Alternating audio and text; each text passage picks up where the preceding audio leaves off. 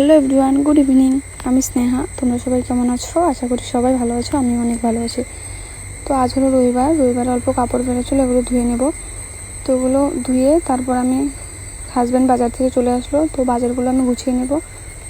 বাজারগুলো গুছিয়ে আমি স্নান টান করে রান্নাঘরে চলে আসলাম।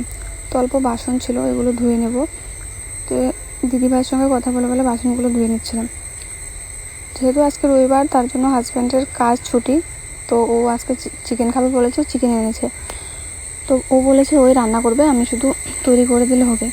তো আমি ভাত বসিয়ে দেবো, আর ওদিকে চিকেনের জন্য মশলাগুলো ওকে তৈরি করে দেবো, ও রান্না করে নেবে। তো দেখো আমি এদিকে পেস্ট করে নিলাম, মরিচ, টমেটো, রসুন, পেঁয়াজ, আদা কুচি, আর এদিকে সব কিছু রেডি করে দিলাম, ও রান্না করবে। তো দেখো ও রান্না করে নিচ্ছে। যেহেতু মেয়েকে স্নান করিয়ে দিয়েছি, তো ও ঘুমিয়ে গিয়েছে। তো আজকে আমার ছুটি।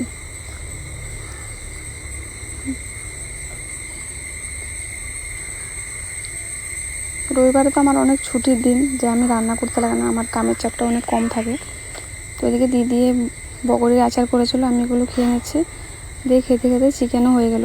তো তোমাদের যদি ভালো লাগে প্লিজ একটা কমেন্ট করে জানাবে। Tata friends.